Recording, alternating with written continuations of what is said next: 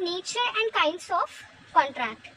तो हम पहले पढ़ेंगे कि कॉन्ट्रैक्ट्स क्या होते हैं। जब हम बिजनेस लॉ की बात करते हैं या फिर किस तरह के बिजनेस की बात करते हैं तो उसमें हम सबसे पहले एक कॉन्ट्रैक्ट की बात करते हैं। तो पहले कॉन्ट्रैक्ट्स होते क्या है। A contract is an agreement creating and defining obligation between the two parties. इसका मतलब है कि एक कॉन्ट्रैक्ट के अंदर मतलब एक अग्रीमेंट किया जाता है, देन उसके बाद उस अग्रीमेंट को क्रिएट और डिफाइन करने के लिए उनकी ड्यूटीज़ और ऑब्लिगेशंस जितनी भी हैं, राइट्स हैं, उन सब के बारे में अच्छे से एक्सप्लेन किया जाता है।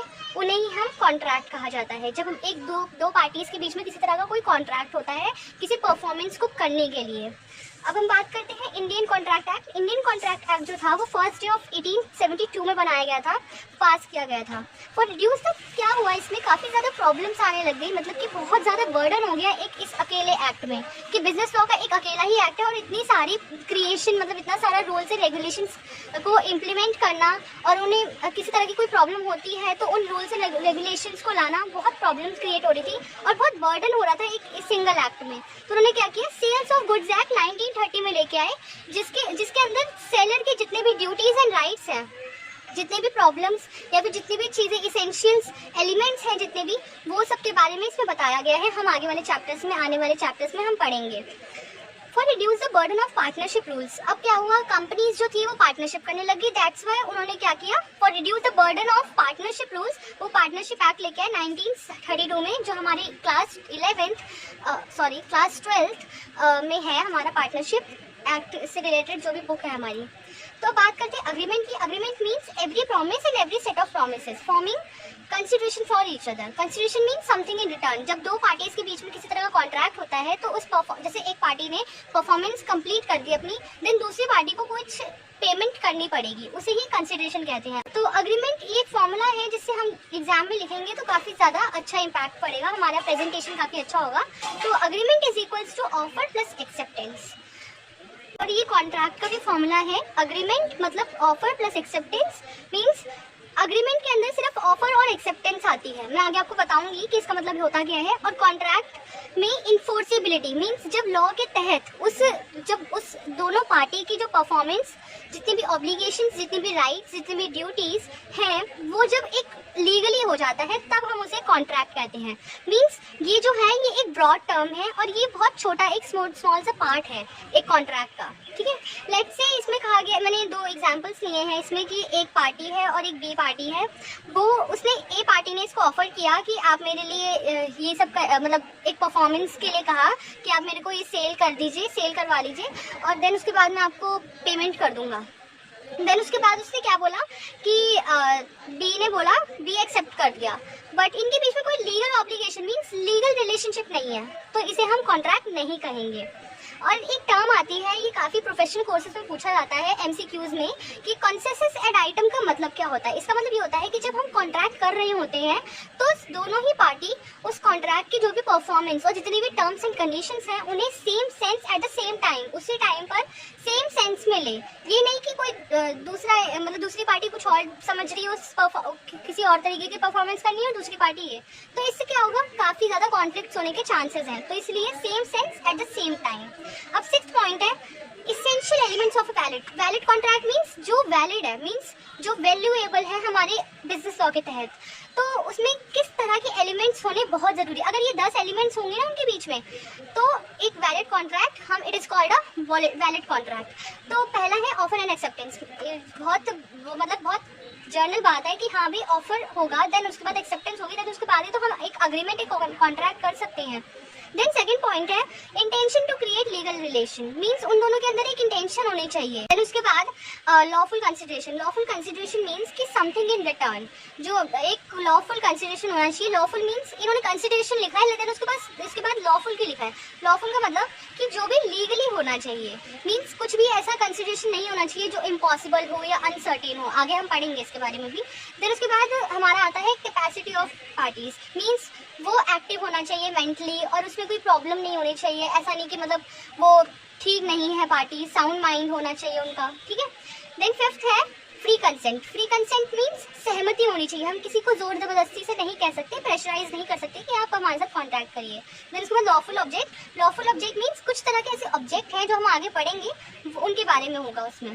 Then 7th writing and registration, of course ये बात सही है कि राइटिंग एंड रजिस्ट्रेशन होना बहुत ज़रूरी है, नहीं तो आगे जाकर के अगर कुछ प्रॉब्लम्स क्रिएट होती हैं, उनके बीच में कॉन्फ्लिक्ट्स होते हैं, तो वो किसके पास जाएंगे, एक मतलब एक केस करने के लिए भी तो कुछ राइटिंग एंड रजिस्ट्रेशन होनी चाहिए।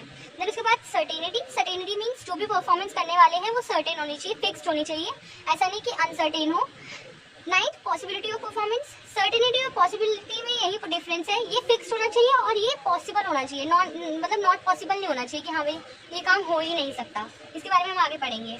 देन 10th कुछ ऐसे सम एक्सेप्शनल केसेस हैं जो लॉ के तहत दिए गए हैं, इन कुछ केसेस हैं ऐसे जिसमें हम इसको एक वैलिड कॉन्ट्रैक्ट नहीं कह सकते, तो वो जितने भी एक्सेप्शनल केसेस है ना वो वैलिड कॉन्ट्रैक्ट के अंदर नहीं आने चाहिए, अगर वो आ रहे हैं तो इसका मतलब वो वैलिड नहीं है। अब बात आती है कि काइंड्स ऑफ कॉन्ट्रैक्ट की, हमने एसेंशियल्स पढ़ लिया, कॉन्ट्रैक्ट अग्रीमेंट क्या होता है वो पढ़ लिया। देन उसके बाद काइंड्स ऑफ कॉन्ट्रैक्ट मतलब ये 3 बेसिस पे होते हैं, on the basis of enforceability means law के तहत हम एक कॉन्ट्रैक्ट को कैसे कह सकते हैं कि वो एक वैलिड है या फिर अनवैलिड है। तो इसका वैलिड कॉन्ट्रैक्ट होगा मतलब कि इन्फोर्सेबल बाय लॉ होगा, लॉ की आंखों के सामने वो एक लीगल कॉन्ट्रैक्ट बना होगा। देन जब विच follows all the essential elements of a valid contract means जितने भी एसेंशियल एलिमेंट्स, हमने 10 एसेंशियल्स पढ़े अभी, वो सारे ही फॉलो होने चाहिए, तभी हम उसे एक वैलिड कॉन्ट्रैक्ट कह सकते हैं। देन उसके बाद बात आती है वॉइड कॉन्ट्रैक्ट की। Void contract means a contract which ceases to be enforceable by law, means ऐसे कॉन्ट्रैक्ट जिन्हें हमने पहले ही मना कर दिया है, फॉरबिडन हो गया है बाय द लॉ, हमने बोल दिया है कि ये कभी भी वैलिड कॉन्ट्रैक्ट नहीं बन सकते। वॉइड मीन्स जो बिल्कुल ही वैल्यूएबल नहीं रखते एक लॉ के तहत।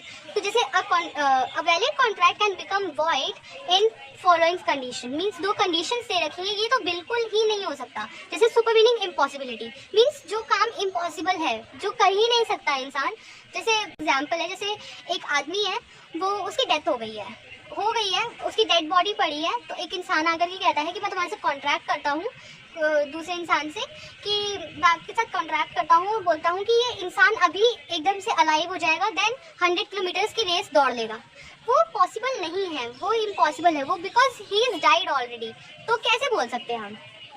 देन उसके बाद सब्सिक्वेंट इलीगैलिटी मीन्स जो भी जैसे स्मगलर्स वगैरह होते हैं, ये सब कोई भी कॉन्ट्रैक्ट करे उसके लिए वो वैलिड कॉन्ट्रैक्ट नहीं कहलाया जाएगा, वो वॉइड कॉन्ट्रैक्ट होंगे। माना कि ये सब कॉन्ट्रैक्ट आज भी होते हैं बट इन्हें कभी भी वैलिड कॉन्ट्रैक्ट नहीं बोला जाएगा। अब बात आती है on the basis of mode of creation. Mode of creation means कि जब कॉन्ट्रैक्ट बनता है, क्रिएट होता है, तो किस तरह के मोड्स हो सकते हैं, किस तरह की चीज़ें हो सकती है। जैसे 2 ही चीज़ होती है, एक्सप्रेस कॉन्ट्रैक्ट या इम्प्लाइड कॉन्ट्रैक्ट। एक्सप्रेस कॉन्ट्रैक्ट कौन से होते हैं, जो हम बोल करके या फिर इन रिटर्न हम वो कॉन्ट्रैक्ट कर देते हैं।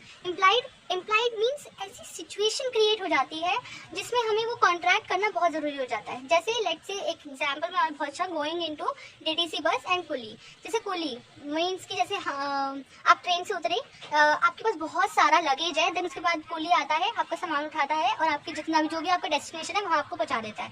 तो इसका मतलब यही है कि आपने कोई कॉन्ट्रैक्ट नहीं किया उसके साथ, आपने बोला नहीं उसको, वो आपका सामान उठा रहा है, आपको ले जा रहा है, देन आप उसको पेमेंट करेंगे, देन उसके बाद बात खत्म हो जाएगी। तो इसका मतलब कि एक ऐसी सिचुएशन क्रिएट हो गई कि आपने कॉन्ट्रैक्ट बोला नहीं, हो रहा है, लेकिन हो चुका है कॉन्ट्रैक्ट, अपने आप से ही हो चुका है पहले से। अब बात आती है on the basis of execution. Execution means हम बताते हैं कि कौन सी पार्टी ने अपनी परफॉर्मेंस पूरी कर ली है। तो executed contract means when the both parties into contract completely perform their share and obligation, means दोनों ही पार्टी ने अपनी ऑब्लिगेशंस करनी है, अपनी परफॉर्मेंस करनी है। अब बात क्या हुई, इसमें कंडीशन आ गई कि एक पार्टी ने अपना जो उनका काम था, उसकी परफॉर्मेंस थी, वो नहीं करी। लेट्स से कि ए और बी है, जैसे ए और बी है, ठीक है। इसने बोला कि मैं तुम्हें सेल कर रहा हूँ गुड्स। अब बात आई कि बी ने बोला कि मैं तुम्हें पेमेंट कर दूंगा आफ्टर 1 मंथ, 1 महीने के बाद करूंगा लेकिन पेमेंट। तो क्या हुआ, एक पार्टी ने अपनी परफॉर्मेंस कर दी है, दूसरी पार्टी की परफॉर्मेंस आउटस्टैंडिंग है। तो इसे unilateral, it is called also called unilateral contract भी कहा जाता है इसे। एग्जीक्यूटिव कॉन्ट्रैक्ट कौन से होते हैं? Which both obligations are outstanding, और बायलैटरल कॉन्ट्रैक्ट भी कहा जाता है। बायलैटरल मीन्स दोनों पार्टीज की परफॉर्मेंस अभी आउटस्टैंडिंग है। सो आई होप सो कि आप लोगों के लिए ये वीडियो काफ़ी इफेक्टिव रही होगी, यूजफुल होगी आपके लिए।